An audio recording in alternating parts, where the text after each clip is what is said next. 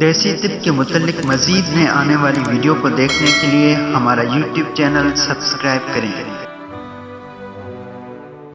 अस्सलाम वालेकुम वरहमतुल्लाहि वबरकातुहू। मेरे YouTube के चैनल के तमाम दोस्तों को हकीम निज़ामानी का सलाम कबूल हो। दोस्तों, आज वैसे ही जड़ी बूटियों के सिलसिले में खेतों में आया हुआ था, तो मैंने सोचा कोई ना कोई काम की बात, कोई ऐसी मालूमात की बात जो आप तक पहुंचाना ज़रूरी हो तो वो मैं पहुंचा दूं। तो यहाँ पे मैंने गंदम की फसल देखी, तो गंदम की फसल के हिसाब से मुझे एक नुस्खा, एक समझो टोटका, एक ज़बरदस्त जो हमारा ये वैदिक का नुस्खा है। आयुर्वेदिक जो है लोग यहाँ तिब्ब यूनान बरसगीर का जो फार्मूला है उसके बारे में मैंने बहुत मरतबा आजमाया हुआ मेरा नुस्खा है।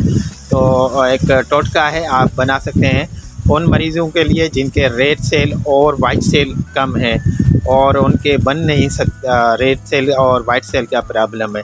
तो उनके हिसाब से मैंने ये जो फार्मूला मैं तजवीज़ करके उनको बताता हूँ।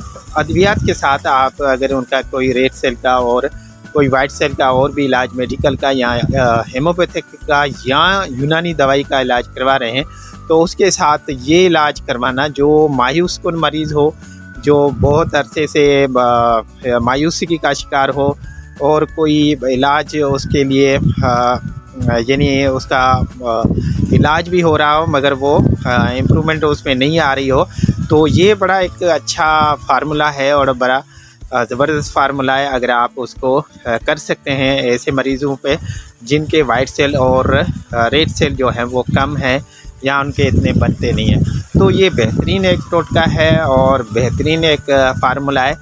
तो आपको मैं लंबी चौड़ी बात में नहीं जाना चाहता हूँ, मैं आपको फ़कत अपना पैगाम, अपना जो तजुर्बा है वो आपको शेयर करना चाहता हूँ, ताकि आप भी बनाएं, खुद दूसरों को भी बताएं कि ये किस जो अल्लाह ताला ने जो जड़ी बूटियों में जो उसमें खासियत रखी है वो ज़बरदस्त खासियत है। हम उनके होते हुए जो है वो कंपनियों के और दुनिया के और दवा साजियों के मोहताज इसलिए हैं कि हमने अपनी आसपास की जड़ी बूटियों को तवज्जो नहीं दी।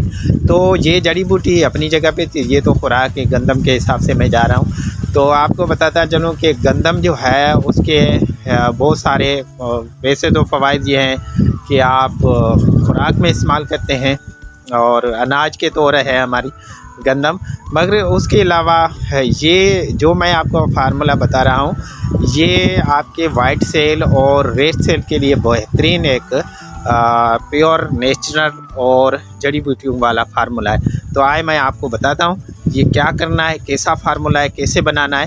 तो बड़ा आसान है और थोड़ा एक हफ्ते का यानी आपको पीरियड लगेगा इसको बनाने में। तो आए आपको मैं समझाता हूँ ये कैसे बनाया जाएगा।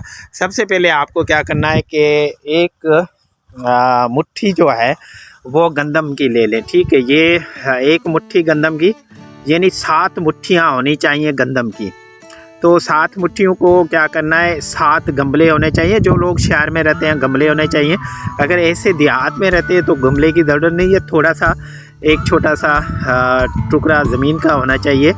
तो ये हर सीज़न के हिसाब से होता है, ऐसा नहीं है कि ये टोटका सिर्फ सर्दियों के गंदम के सीज़न में बनाया जा सकता है, ये किसी भी सीज़न में बनाया जा सकता है। तो एक मुट्ठी गंदम की जो है ना वो होनी चाहिए, एक मुट्ठी यानी एक मुट्ठी एक गमले में, मैं गमले के हिसाब समझा रहा हूँ, आप गमले के हिसाब से समझिए। एक गमले में वो है ना आप उसमें डाल दें, यानी उसमें यानी आप शुरू कर रहे हैं हफ्ते के रोज़, तो एक हफ्ते के दिन एक मुट्ठी डालनी है, दूसरे हफ्ते दूसरे गमले में एक मुट्ठी गंदम की डालनी है, तीसरे हफ्ते ऐसे 7 मुट्ठियाँ 7 दिन आपको गमले में लगानी है, या ऐसी टुकड़े में ज़मीन का एक टुकड़ा बना के उसमें 7 हिस्से कर लें। रोज़ाना एक हिस्से में गंदम को बीज डालना है, ठीक है। गंदम का बीज डालने में उसमें कोई खाद वगैरह नहीं डालना, पानी हस्बे ज़रूरत देना है। उसके बाद आपको क्या करना है कि आपने जो शनिचर हफ्ते के रोज़ जो आपने गंदम की मुट्ठी लगाएगी वो तकरीबन इतनी इस जो है ना इतनी आपकी गंदम का वो पौधा हो जाएगा गंदम की जो है। तो इसको आप क्या करेंगे, जो हफ्ते को आपने लगाया है गमले में या आपने ऐसी ज़मीन में लगाया है, उसको काट लें और उसको जूसर मशीन में डाल के थोड़ा सा पानी डाल के ग्राइंड कर लें। ठीक है, तकरीबन 1 किलो पानी में उसको ग्राइंड करें और ग्राइंड करके वो पानी जो है ना वो छान के रख लें। वो आपको पीना है, मरीज़ को पिलाना है जिसके रेड सेल और वाइट सेल कम है। ठीक है, आपके एक रोज़ पहले जो आपने यानी हफ्ते के रोज़ आपने वो गंदम उगाई थी वो काटने शुरू कर दें। फिर इतवार को, फिर जो है वो पीर को, इस तरीके से रोज़ाना वो सातों जो है ना वो 7 रोज़ आपको उगाने में लगेंगे, 7 रोज़ आपको मरीज़ को पिलाने में लगेंगे। तो इंशाल्लाह आपको दूसरे तीसरे वज़न में मरीज़ को जो है ना वो आपके मरीज़ को फ़र्क आना शुरू हो जाएगा। ये माशाल्लाह ज़बरदस्त है, इसका कोई साइड इफ़ेक्ट नहीं है। अनाज का है यही पौधा है, तो आपको सिर्फ ये करना है कि ये थोड़ी सी 1 हफ़्ते के लिए आपको सब्र करना पड़ेगा, मेहनत करनी सब्र करना पड़ेगा जब तक वो उग जाए।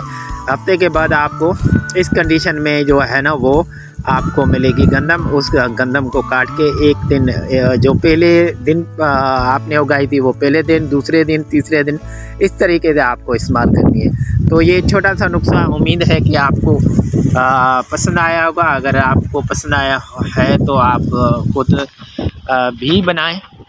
जिन मरीज़ों को ये अगर आपके आसपास से ऐसा कोई मरीज़ है तो उसको बना के आप ये इस्तेमाल करवा सकते हैं। तो इस छोटे से नुस्खे के साथ मैं आपसे इजाज़त मांगता हूँ। आपका अपना हकीम निज़ामानी। अल्लाह हाफ़िज़।